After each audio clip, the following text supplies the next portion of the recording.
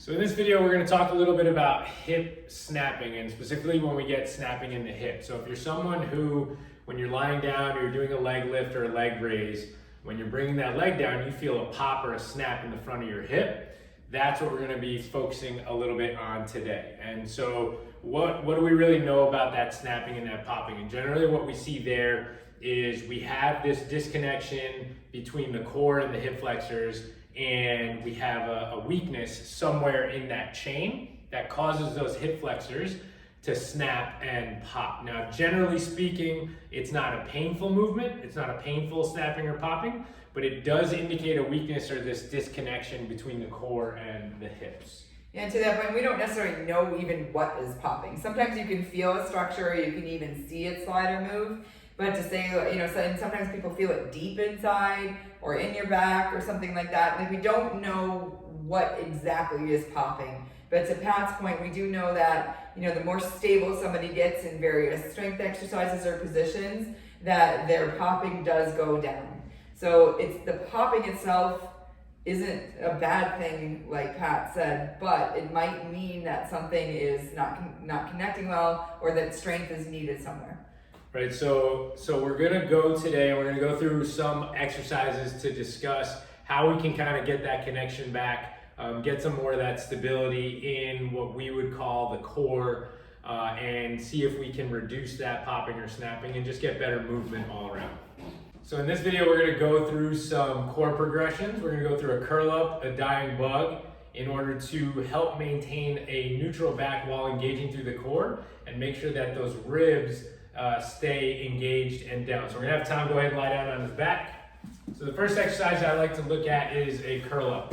So we're gonna have Tom bend one knee up, foot flat on the ground. So we're gonna pick this left side. Now, the leg doesn't necessarily matter unless you have pain on one side. If you have pain on one side for one reason or another, whether it's in your back, your hip, your knee, your ankle, that leg will stay straight. But for our purposes, Tom is okay. So we're gonna pick that left leg.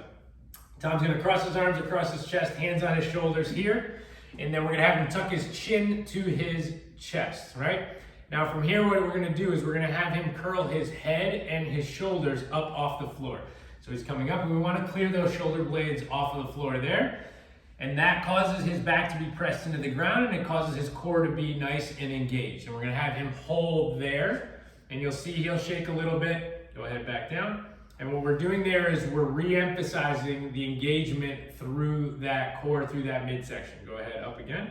As he does this, that straight leg is gonna be nice and straight. If we need to, we're gonna push that right heel into the ground. Go ahead and back down.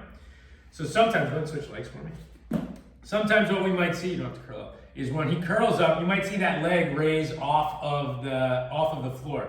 What that means, he's trying to use that hip flexor a little bit to help him curl up and help his abdominal muscles lift his upper half off the ground. So again, what we like to do is we curl up. All right, Tom's gonna curl up and then push that heel down push that leg down in. So that gets that glute on that side activated. Now his core is activated and he'll hold here. Good, and back down. Generally speaking, we like to get up to about 15 to 20 seconds before we move on. At first, if you haven't done these, you might only be able to hold it for about 5 seconds before you have to come down and then go back up. Now what we like to do is we just like to progress, add 1-2 seconds each time as we go through. Okay? Moving on to the next exercise we're gonna try is called a dying bug. So Tom's gonna stay here down on the ground. We're gonna bring his knees up to a tabletop position. So legs are up at about 90 degrees, and his hands are gonna go up towards the ceiling. Now from here, what we wanna focus on, I'm gonna come around the front here. What we wanna focus on is what we were getting with that curl up. So Tom's engaging through those abdominals, through that core, and we're making sure that that back isn't arching away from the floor, okay? So we want to be able to keep that position. Go ahead and arch away from the floor. When he arches away from the floor, you get a big gap underneath his back here, and you see his ribs start to point up towards the ceiling. So we want to tuck those ribs underneath. We want to get that back down, and we want to engage through there. Now from here, we can make this a little more difficult to hold. Let's do one arm first. We can raise one arm up to challenge that core a little bit. Come on, back up. We can go one leg out to challenge that core a little bit. Now Tom went pretty low with that one, so you can also kick a little bit higher up to make it a little bit easier, and then we can work our way down. And then we can do opposites. So let's go left arm, right leg. And again, that is challenging that core. Go ahead and come back in. So what we want to do there is we want to make sure that those ribs stay tucked down, that back stays down on the ground and isn't arching away from the floor as we extend out. So let's go ahead and go out and then back in. And again, Tom went really low with that leg, so what we can do there, switch sides and kick high. You can kick up a little bit higher in that leg, so that's not as challenging for that core. Good, back in, and then rest the feet down. Good, so the next progression here is to add a little bit of resistance or add a little bit of weight. So we have a kettlebell here. You can use a dumbbell, kettlebell, any weight, any resistance. Tom's gonna hold that straight up overhead. He's gonna go back up into that tabletop position for his dying bug, right? Now as he kicks one leg out, he's gonna extend that weight up over his head. And that makes it more difficult, good, and back up, because we're holding against more resistance. Now if that's too difficult, we can go just the arms. So just the arms with the weight, goes back overhead, and then back up. Good, and relax. So bring it back down. So if we're going through those exercises and you find that you are snapping in the front of that hip or deeper into that hip, what we want to do is we want to make sure that we're engaged through that core, through the midsection. So we want to make sure that those ribs are down. We're tight through our core. Go ahead and tighten up through there. Good. Bring your legs up, and we can hold there, right? And then we can just start the way we like to do it. The way I like to do it is to kick a little bit more straight up at an angle. Right, other leg too. And bend this one actually so we can see just from your left. Yep. So bring that up. We can start at a little bit higher angle with a little bit less resistance there in order to hold that position. Right? If we're not getting any snapping there, I like to go out there, come back in, and then kick back out to that same position and try and hold there for a few seconds. And then back out.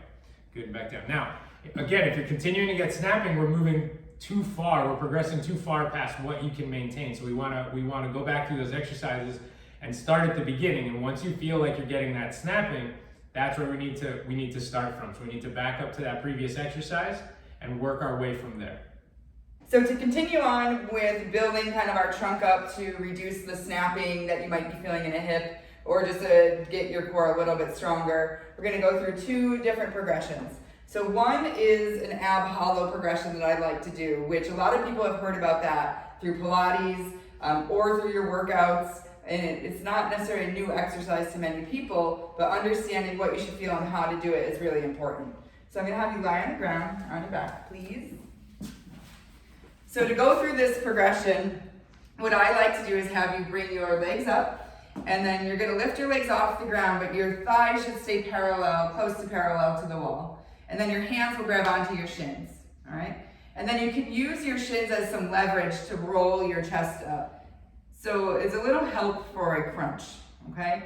Now in this position, this might be enough and you might be feeling your abs work. So a lot of times what happens in a hollow is people won't feel their abs working and they'll start to feel their hip flexors or another muscle group work. So in this position, if you start to feel your abs and you're feeling them work and nothing down in your legs or minimal in your legs, that's where you want to be. Then the next progression from here is actually to keep your legs in the same position and take one or two arms. Oh, you got to stay up. All right, and from this position, stay there and take your arms up back by your ears. And then the same rules apply. It's okay to lose a little height, but you shouldn't start to feel your hip flexors over your abs, okay? And then you would hold that position. All right, take a break for a second. And then the third progression would be to do those three and then add your legs. So go ahead and rock on up. So I always like to go through these three to make sure that the abdominals are really turned on and engaged. They're your target tissue. They are what you're supposed to be working. Arms up to your ears, straight arms, and then you can kick your legs out. Now, through this whole thing too, similar to the dying bug, we're trying to make sure there's not really any movement here or arching of the back or the ribs flaring up, which Tom's doing a great job here. And then you would just hold that position and then come on in. Okay? So that's an ab progression, hollow or ab hollow progression that we like to do. Another thing I like to do to just kind of test out pelvic stability is go ahead and you're gonna lie on this, butt here, head here. Right. So you're gonna get the common theme here. So hands up, So the common theme is we don't want space between here. So as if I'm next to you, I like to put my hand under there and say smush my hand and don't let me pull it out. So if I can pull it out, that means you've lost that connection of your back to the foam roller. Okay? So from here, I'm gonna keep my hand here and don't let me pull it out, okay? And then you're gonna try to march one leg up and hold it. Good. And down, and then the other side. So Tom is really knocking this out of the park. This is a really hard thing to do. There's one. It's very hard to do this one and maintain your trunk in the beginning of training this. So this is looking at your ability to maintain that core stability with a little bit of variation from the foam roller and then maintain the stability in your leg. So if any of that is off, that could be a reason that you're getting some of that snapping, because we talked about that connection and the strength between all of those muscles. So you're in this position, go ahead and push down and smush me, and then lift one leg and down, and then the other leg. And if you're really doing a good job, you could take this to more of a dying bug. So you would take the opposite hand to the opposite leg, kind of push them together for a second, and then take them out. Take them apart, yep. So you would take your left arm and right leg out. Good, but don't lose this. Good. And then come back, and then switch. So these guys would come in and touch first. Good, keeping that back down, and then straighten them all the way out, and then back. So on those later ones, Tom was losing that connection a little bit. I could pull my hand out. So again, we would just find the level that's the hardest that he can do and stay there to help increase his stability and kind of the connection and strength in his core. This exercise is goblet marching. So for this one, it's going to be another one to help kind of prevent or reduce that chance of that snapping. And what we're really looking for is the connection between the core and the hip flexor. So we're going to take Tom, we're going to turn him sideways real quick. All right. And what we're going to be looking for in this exercise as he marches up, go ahead and march one leg up. As he marches up, we want to make sure that he's not extending through his back and letting his rib cage open up, right? So if you take those rib angles and they're pointing straight forward, if he goes and he arches back, those rib angles are going to now start pointing up towards the ceiling, right? As he marches. So what we want to do is we want to make sure that we're nice and snug through the abdominals and that rib cage and that rib angle is staying down. Now, you can do this with just marching because it might be difficult enough for you to do with just regular marching, right? Or we can use a little bit more of resistance and use the gauntlets. Go ahead and grab that kettlebell, Tom. Take a half step back for me. So Tom's got a little bit of weight here, a little bit of resistance now in the front. So that is going to force him to kind of fold forward. So he's going to have to correct for that, right? So he's going to have to correct, but we don't want him to overcorrect by going back to kind of rest that weight on his front side. So we're holding it out in front. We're going to engage through those abdominals. We're going to keep those rib angles tucked down, and then we're going to march that right leg up.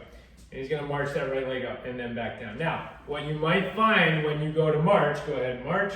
On that way back down, you might feel that snap or that pop on the way down. So what we want to do is we want to find that angle while maintaining our rib cage down. We want to find that angle that we can get to, so maybe about halfway, Tom, that when we come back down, we don't get that pop or that snap, right? And so what we're looking for here is we're looking for the ability to engage through the core and use the hip flexor at the same time without that popping or snapping occurring. All right, so let's do a couple of reps back and forth. So he's got that there.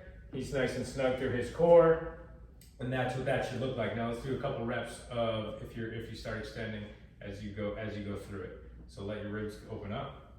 So if you see, Tom's exaggerating a little bit there, right?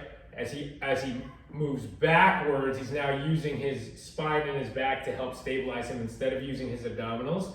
And he's still using his hip flexor to help raise his leg up. So we've lost that connection between the abdominals and the hip flexor. So 2 more good reps. Good.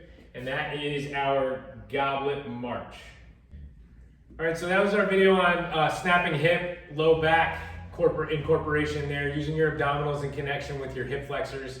We really like to emphasize that connection in order to help reduce or lower your chances of getting that snapping. And again, as we said at the beginning, there's no evidence to say that it's bad, It can be alarming for some people, but generally it's not painful. We just see this disconnect between your ability to engage your core, maintain your core endurance, along with using your hip flexors.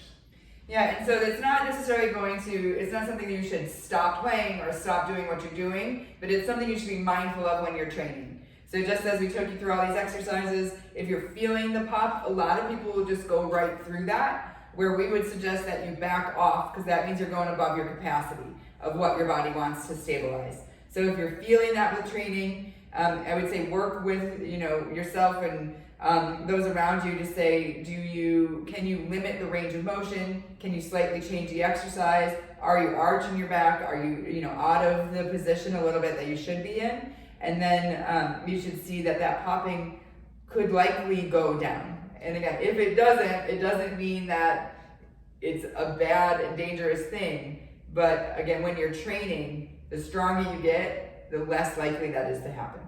And take a look at those positions like Allison was saying that you're in when you're playing. Give some of these exercises a try, and then we do like incorporating our hip flexor exercises with these, so you can take a look at those as well.